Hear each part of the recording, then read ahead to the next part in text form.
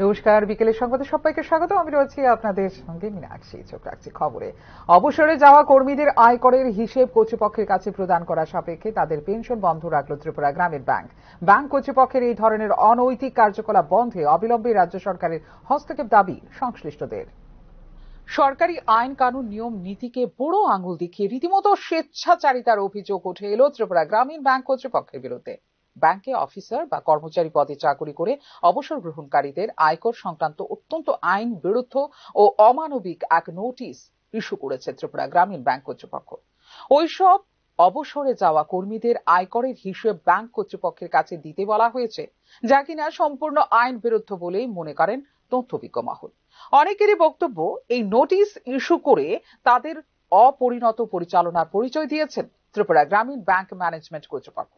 শুধু তাই নয়, এই অবাঞ্ছিত নোটিশের জবাব না দেওয়ায় অবসরপ্রাপ্তদের ফেব্রুয়ারি মাসের পেনশন প্রদান করেনি ব্যাংক। আয়কর নিয়ম অনুযায়ী 60 বছর বা তার বেশি বয়স্কদের আয়কর প্রদানের হিসেব নিজেরাই আয়কর দপ্তরে দাখিল করেন জুন জুলাই মাসে। কর্তৃপক্ষকে কোনো প্রকার হিসেব প্রদান করতে হয় না বা তা করার নেই কোনো প্রয়োজনও। এইটাই প্রবীণ নাগরিকদের জন্য আয়করের বিধান। কিন্তু পেনশনার ও পেনশন সংক্রান্ত হিসেব কর্তৃপক্ষকে জমা দেওয়া হয়নি এই অজুহাতে অবসরপ্রাপ্তদের সময় মতো পেনশন প্রদান করেনি ব্যাংক। আইন আছে, সময়ে পেনশন প্রদান না করলে জরিমানাও দিতে হয় কর্তৃপক্ষকে, অথচ সেসব আইনকে বুড়ো আঙুল দেখিয়ে স্বেচ্ছাচারী মনোভাব নিয়েই চলছে বলে ত্রিপুরা গ্রামীণ ব্যাংকের বিরুদ্ধে অভিযোগ সংশ্লিষ্টদের। গ্রামীণ ব্যাংকের কর্মী, অফিসার ও অবসরপ্রাপ্তদের নিজেদের ইচ্ছে মতো করে পরিচালনা করতে চাইছেন ব্যাংকের বর্তমান চেয়ারম্যান, জেনারেল ম্যানেজার সহ পাঞ্জাব ন্যাশনাল ব্যাংক থেকে ডেপুটেশনে আগত অফিসাররা বলে অভিযোগ ব্যাংক কর্মীদের। ত্রিপুরা গ্রামীণ ব্যাংকের যোগ্য অফিসার থাকা সত্ত্বেও পাঞ্জাব ন্যাশনাল ব্যাংকের একাংশ করিতকর্মা অফিসারদের ডেপুটেশনে এনে গ্রামীণ ব্যাংকের স্বাস্থ্য দিন দিন খারাপ করছে ব্যাংকের ঊর্ধ্বতন কর্তৃপক্ষ বলে ব্যাংক কর্মীদের মধ্যে থেকেই উঠে এসছে এই অভিযোগ।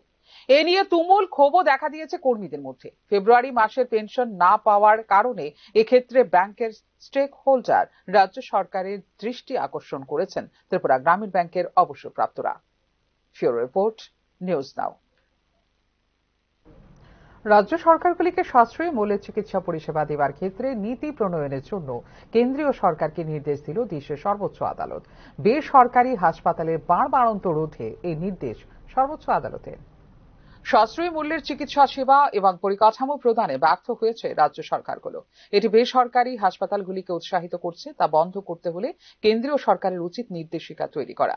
গুরুত্বপূর্ণ এক পর্যবেক্ষণে একথা জানিয়েছে দেশের সর্বোচ্চ আদালত। সুপ্রিম কোর্টে একটি আবেদন দাখিল করা হয়েছিল, যেখানে বলা হয়েছিল যে বেসরকারি হাসপাতালে রোগী এবং তাদের পরিবারকে হাসপাতালের ফার্মেসি থেকে দামি ওষুধ এবং চিকিৎসা সরঞ্জাম কিনতে বাধ্য করা হয়। তাই এই ধরনের হাসপাতালগুলিকে নিয়ন্ত্রণ করা উচিত বলে দাখিল করা হয় পিটিশন। কেন্দ্র ও রাজ্য সরকারকে এটি বন্ধ করার নির্দেশ দেওয়ারও জানানো হয় আবেদন।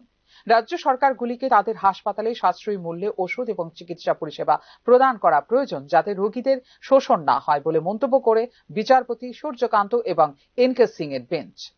আদালতে এই মর্মে রাজ্য সরকারগুলিকে অবিলম্বে পদক্ষেপ নেবার নির্দেশ জারি করেছে, যেখানে বেসরকারি হাসপাতালগুলো হাসপাতালের দোকান থেকে ওষুধ কিনতে বাধ্য করে রোগীদের। বিশেষ করে যেসব ওষুধ অন্যত্র সস্তায় পাওয়া যায়, সেক্ষেত্রেও বেসরকারি হাসপাতালগুলি রোগীদের বাধ্য করছে হাসপাতালের নিজস্ব কাউন্টার থেকে ওষুধ নেবার জন্য। আদালত কেন্দ্রীয় সরকারকে নির্দেশিকা তৈরি করতে বলেছে, যাতে বেসরকারি হাসপাতালগুলো শোষণ করতে না পারে সাধারণ মানুষকে। এর আগে এই বিষয়ে সমস্ত রাজ্যকে নোটিশ পাঠিয়েছিল সুপ্রিম কোর্ট।